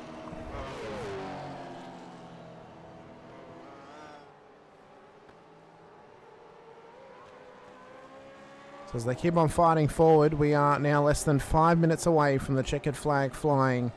14 seconds is the gap between Blake Warboys and James Scott at the front of the field. Ryan Mueller has got Jack Andrews hot on his heels. This is the closest battle inside of the top 10. The other closest battle is this one. Jace Douglas and Tim Mulford Sinker, who have been going at it pretty much the last 10 or 15 minutes of this race. Yeah, been crazy. As they run through turn 1, Jace wants it back up the inside. He can't quite get there. He thought about it. He thought about it. Couldn't quite get it.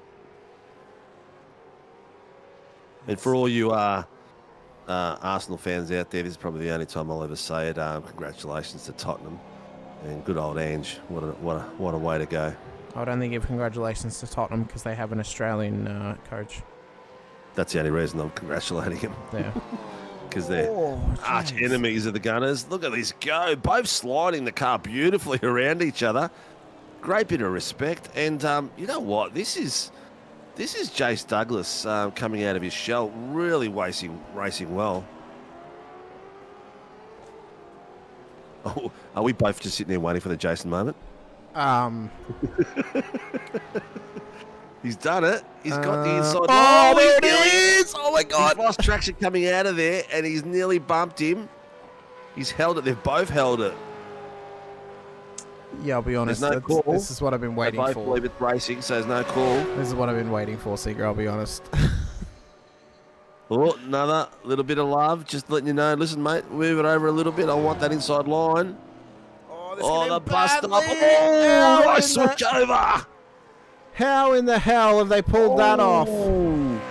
Looks like Mulford's tired in the rear end of just feeling the pain of all that defending for all those laps because he's wiggling everywhere. He's got a slowdown as well. So that's given Jace a hell of a reprieve and probably ended that battle. I bet you he's smiling like crazy in there. Buddy. Was Daddy too loud, was he? Let's see here. Is he smiling? No, he's still as stoic as ever. Jace is in pit lane, though. Jace is in pit lane. As he... Oh, I know his dad's coming over to talk to him about something. I don't know why. So Jace Douglas is in pit lane. Has he not saved enough fuel? Oh, no. How quickly things can change. Jace Douglas is back in pit lane. And he's back out again. Might be a drive-through, maybe for incident limit. As Ryan Mueller, Jack Andrews, Will Brown as well continue their battle on forward. There's only going to be around about a lap to go for Blake Warboys when he crosses the line. As Douglas rejoins the track, needs to make sure he doesn't get in the way of the race leader, because this is about to be an immense victory for Blake Warboys. A long time coming. It's been quite a few rounds since he's been on the top step of the podium. And now he will continue to battle his way forward as best he can throughout the rest of this race.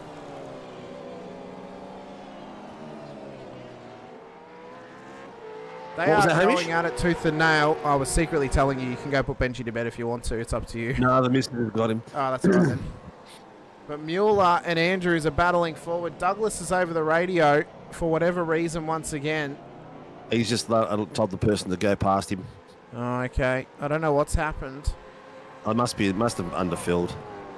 They must have. Andrews is putting all sorts of pressure here on Ryan Mueller. Where is Blake Warboys? So this is the final lap now for Warboys. And he's going to get the checkered flag when he crosses the line.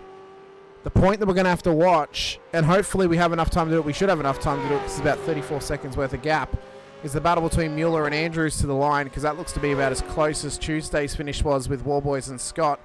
But as Blake Warboys comes around the final corner, he is going to take the win here tonight in the Sunday Supercars Series, brought to you by Warren & Brown Tools. And an incredible one-stop affair for him in the pit lane. James Scott's going to take P2, but this battle is heating up for the final lap of the race. Andrews is through at the bus stop. Mueller is hot on his heels, but Will Brown's there to be rear gunner for his teammate if he can. He's trying to get toe off of Jack Andrews here, but Andrews is going to give the toe to Will Brown. This is going to be as close a finish as we've ever seen here at Daytona. Brown's trying to come through. He doesn't want to have to help Ryan Mueller if he can. Mueller's past him. Mueller is past him, and down towards the line they go. Can they get this position? Here comes Will Brown off the track on Ryan Mueller, and Will Brown has snuck his way onto the podium just ahead of his teammate Jack Andrews, and Ryan Mueller loses out to both in P5 in an incredible effort. What an effort! That draft he got down. He didn't go completely under the apron. His half the car went under the apron, but that was sensational. What happened to Mueller there? He just ran out of drag in the end. He didn't have the toe. He didn't have the toe, and Brown was hot on that toe from Mueller. And then Andrews went high side to have the most amount of pace possible. But Will Brown, take a bow. What an effort on the apron. Takes P3. Fair play, I say, Sink. I mean, that's a hell of a way to get it. Didn't touch grass. He was all on tarmac, so it's a hell of a way to do it. Yeah, it was beautiful. And that was really beautiful. What a win for Blake Warboys as well. Yeah, strategy tonight. Strategy pulled it out. You know what? It brings the points to a critical point for the last 4 rounds, which is going to be spectacular. Absolutely spectacular. What a race. That had some fantastic moments. I felt sorry for Chase Douglas. Then he put on a spectacular race there. Lots of battles, lots of fighting. And his fuel strat stuffed him in the end. But I'll tell you what a strategy move there by the wizard up front, Mr. Warboys. Oh, the battle continues. James Scott, Blake Warboys. Unbelievable. It's only a few points that he garners on him, but it is a points gain. And that's what's important for Blake Warboys.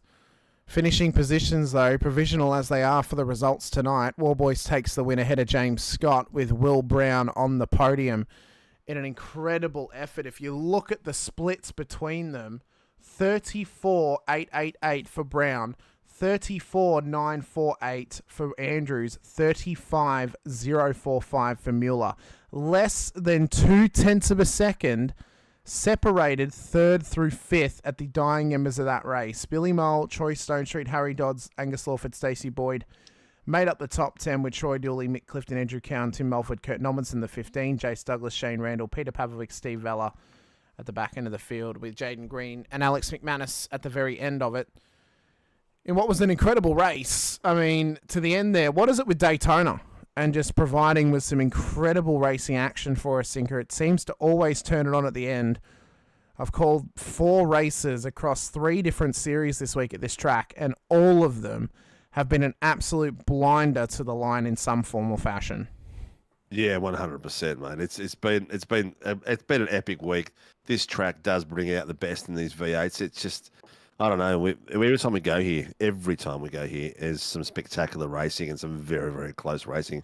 And what can I say? The boys are going here. Spotters are genius. I'll tell you what, the drivers out there are geniuses. The way they drove these cars, well beyond my means and a lot of viewers' means. These guys are absolute crazy. Well, we await our podium finishers to come and have a chat to us as well. We'll take this time just to quickly give an update on this week's racing affairs for you as we wait for them. Coming up this week on SRW TV on Tuesday night, we go racing at Autodromo Jose Carlos Pace into Lagos for round 5 of the Tuesday Warren & Brown Tools V8 Supercars Series. Wednesday, I'll be myself and Tyler Sheaf in the booth for that one. Wednesday night, James Parfitt, Stephanie Piccoli in the booth. Steph making her return. It's 3 returns to commentary this week for 3 co-commentators. Haven't been around for a while. Sheafy on Tuesday, Stephanie Piccoli in the booth on Wednesday with James Parfitt for round 5 out at Bathurst. Ironically, the last time it was at Bathurst, Steph Piccoli was in the booth for SFLs with me, Sinker. So how ironic it is that she comes back for SFLs at Bathurst. It's a really good week of racing, and I'm really gutted I'm going to be missing it. I'll be in Sydney for work, which is a shame, but I will be watching when I can. I guarantee you. Tuesday night, I'm going to see if I can sneak off to a room at the hotel we're staying at, and see if I can find some YouTube action and get on board to watch it. Wednesday night, I'll be in my black tie and jacket, and I'll be actually doing a bit of talking as well again. Yeah, I'm gutted. I really wanted to go out and see these guys at Bathurst. It's going to be an absolute cracker. And Thursday night, I'll be back by 8 o'clock, 9 o'clock, so I won't even get to see the 86s. I'll probably get there at the rear end of it all. So Thursday, that you mentioned, go to another tight track that's going to cause chaos for the 86s. Knock Hill, reverse Knock grid. Hill, International Reverse. First 5 rounds of that series, I'm just going to say it, chaos. All 5 tracks, chaos. Absolute chaos. I feel like we're giving into the chaos of the 86s at this point. And then Sunday, we're back at Interlagos once again for another 60-minute race here in the Sunday Supercars series. We've got Will Brown and James Scott waiting for us in the green room. I'm sure Blake Warboys will come and have a chat to us very shortly, but we'll start off firstly, though, with Phoenix Racing Teams. For the first time on the podium, I believe, Will Brown. Will Brown, congratulations on your podium finish here tonight. What a finish it was, tucking it up inside in the back end of Ryan Mueller's car, getting it onto the apron and up on the inside at the line. An incredible finish, but you stole the podium off your own teammate. Has he smacked you around for that one, or did he give you the congratulations? Nah, Jack's all for it. I was the one who had the fuel and the run. Would have been probably a different scenario if Mueller got the position over both of us, but yeah, it was awesome in the end. Well, I mean, talk us through the planning of that last lap, because obviously Jack was past him, and then Ryan came back at the bus stop, which was likely very expected. So was it just all-out attack, maximise your exit at the bus stop and hope that you can get past him at that point? Or were you hoping maybe he might get a poor run and both of you could get going, which you obviously did in the end? But what was the planning around that during the race? We thought that he was a bit shorter on fuel than both of us. And yeah, he just made the call that he was going to send in the bus stop. And I just set up to get the run while he did that. Wasn't much more to it. About as simple as it gets, but a great race nonetheless. Interlagos, can we expect you on the grid next week? Because I know you haven't. I don't know if you were here last time we were out on track, but can we expect you at Interlagos? Because I mean, you put on an absolute show tonight, and what was one of your best finishes of the series. I should be at Interlagos. Not sure how my pace will stack up there, but put in the laps and see how we go. Very good, Will. Well, let us know. Helps get you and Phoenix Racing Team out on track. Anyone else you wish to give a shout out to? For myself, Sinker, and the rest of the league, congratulations on your P3 here tonight. And hopefully, if you're there next week, you can back it up with another podium. Yeah, I hope so. I'd like to thank Hybrid Race Simulations, Melbourne Hydrographics Depot, Aramex Heatherton, DHF Tyres, RSW Graphics, Bubbles and Balloons, and Phoenix Driver Development. No worries at all, Will. Best of luck next week on track, and thanks so much for coming and have a chat to us. Awesome. Thank you very much. Thank you. Congrats, Will. Well done, mate. Yeah, cheers. Next up, we got P2 on the road tonight, the championship leader from the Chiefs, James Scott, in the 088 car. James, unfortunately, you didn't get the benefit of the fuel save that Blake did in behind you, and were forced to take the 2-stop strategy here tonight. Was that a safe play in the end, or were you not willing to go for the 1-stop, or you didn't have the fuel save capabilities without the slipstream? No, I was safe for about 4 laps in the first stint and was getting extremely bored. So I thought, might as well just do some fast laps and, see where we end up. I know we got a decent lead in the championship. I think we can finish P2 for the next few rounds if we have to. So, I just wasn't really that interested in fuel saving for an hour. The strats changed a lot. It was, I think it was like about the top 10 went for different strategy for the bottom. Actually, bottom 10 to top 10, it was like a reverse grid all over the place. How did the car feel with the two different strategies? The pace was good. You got a 146.1 in the very end. Your pace at the end was like, you just go flat stick for it again. Yeah, that's part of the reason why I didn't want to fuel save. I was testing a few things tonight with the setup, so you get absolutely zero read if you're out there fuel saving. So might as well push it and see what it can do. So yeah, that was not too bad. I think maybe a little bit better than Tuesday night, but hard to compare. There's a fair bit of track difference with the temperature and the wind and that sort of stuff. So hard to compare the times. So felt pretty good. You did see the video back and see the difference of how far apart you guys were. Yeah, over the line on Tuesday night. Yeah, it was a close finish. Yeah. 0.009 of a second. That was crazy. A lot of fun for me and Hamish, I might add. Yeah, no, it was good. I think you get a lot of that racing here. It's absolutely impossible to break the drafts unless the guy behind gets to slow down or blows his tires off or something. So it was a good race. How's your setup prep? Where are we at next week, Hamish, for the V8s? Interlagos, Cinco. How's you already said that before, but I zoned out. How's the track prep for that? Have you got the setup ready to go? Haven't done too many laps there. I think maybe the changes I made tonight, they were absolutely nothing the same as what I ran on Tuesday night. Just so I was probably expecting it to be a bit worse, but it seemed to be decent. So I'll have to look at the data, see where we're good. I think we'll be all right for Interlagos. See what happens. I think it might be a bit wet on Tuesday night, so that could be interesting. I'll be missing it, but I'll be watching. Mate, great effort out there. Fantastic entertainment as usual. Who supports the big Chiefs and yourself out on track? Yeah, thanks to other guys at the Chiefs, Aussie Broadband, Westfield, Logitech G. Thanks to those guys as always. You guys for the broadcast all the time, series admin, those people, and well done to the other guys on the race. Excellent, mate. Well, congratulations as usual, and looking forward to watching you guys on Tuesday, and I'll see you Sunday night, buddy. Thanks, mate. Well, next up we got Blake Warboys in the winning position here this evening for the first time in quite a few rounds. Blake, congratulations on the win here this evening in a fuel strategy masterclass that got you all the way to the front of the field. Talk us through that race for you, because you were fuel saving in the first half and then able to push to the end in the second. How do you find Daytona, especially after the insane finish on Tuesday and it's spreading a little bit further out tonight? Oh, I love the Rovals, whether it's Charlotte or Daytona. They're so much fun. I don't think they get enough hype. Make for such good racing. The draft battle's always so much fun.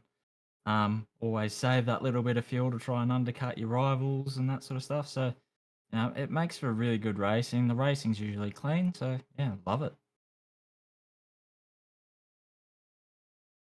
Well, if we got Interlagos next week, Blake, for Tuesday and Sunday, are you feeling confident going into that race, or you think there's going to be a little bit of setup work to be done? How have you guys found getting this car set up now, and then also how is that kind of translating into getting prepared for Interlagos when we're there on Tuesday and Sunday next week?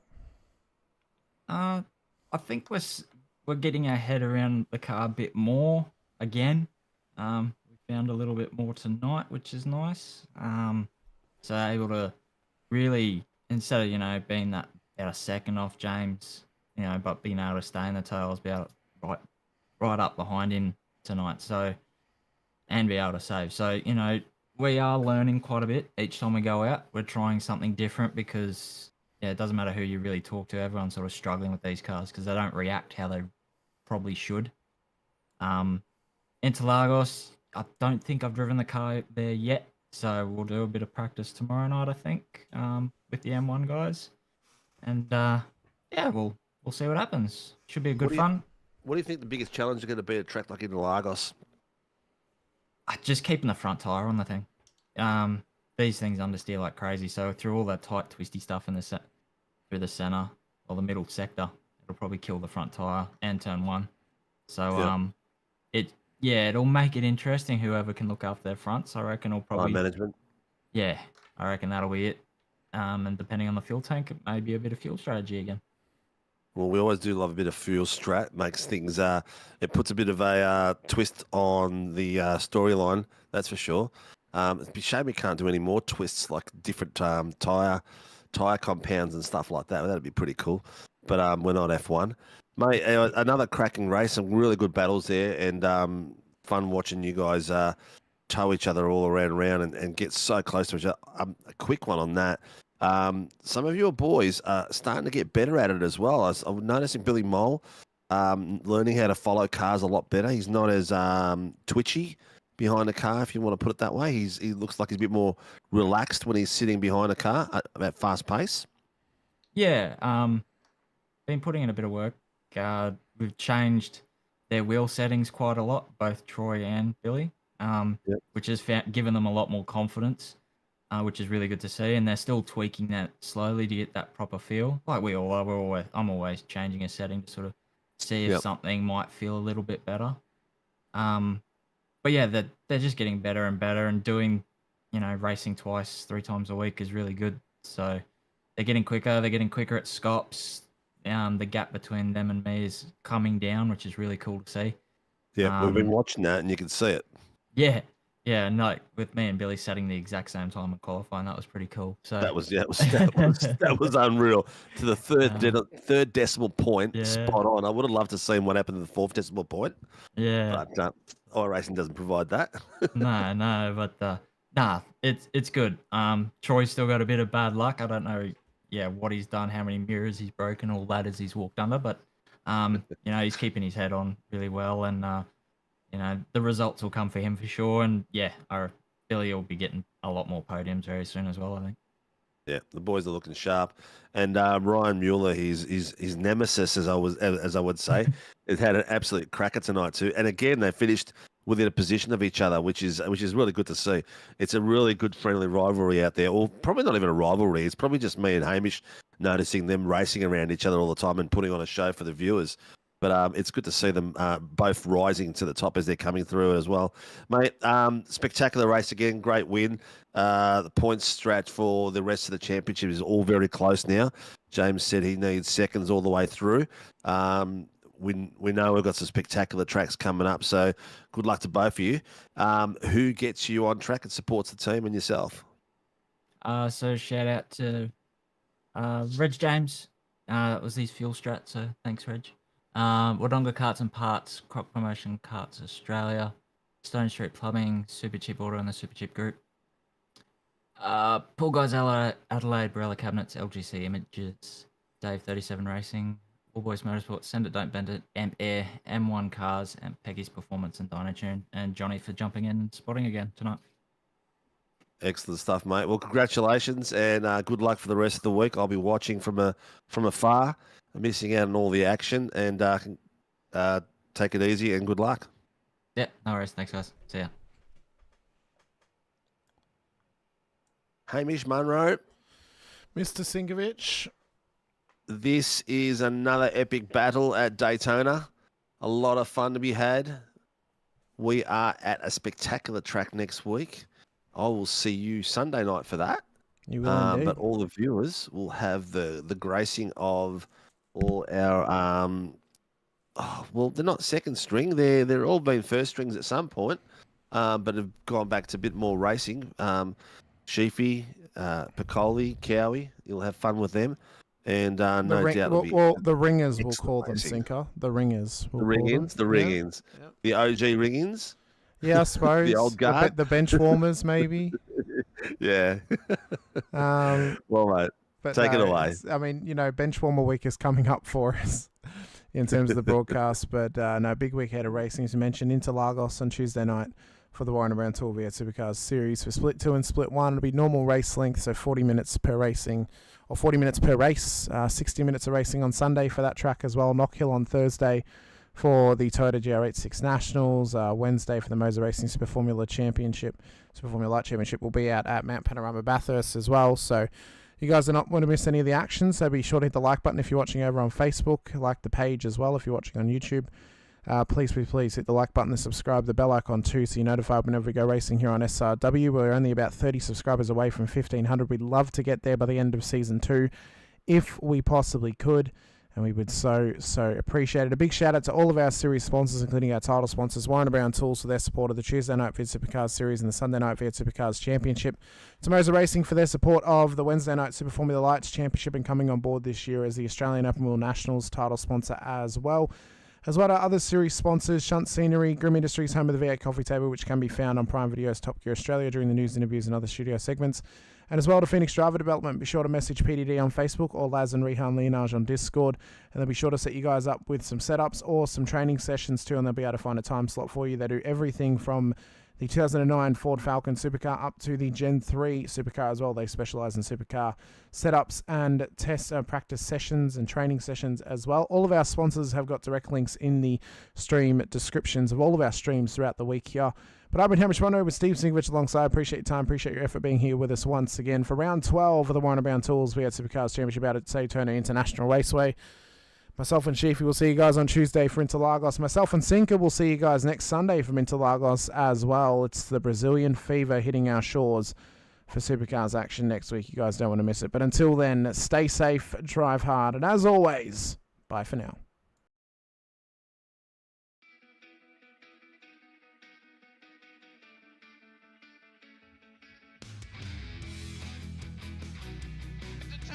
This is amazing. It was clash heads again. This is like Chaz Mostert and Cam Waters. Almost the same situation. Better contact going down the hill. Sam Noble wants to snip on Dave Coleman now. Sam Noble. Bottle right now because, tell you what, Reece Tanak and Jamie Dyson just absolutely drove away from us.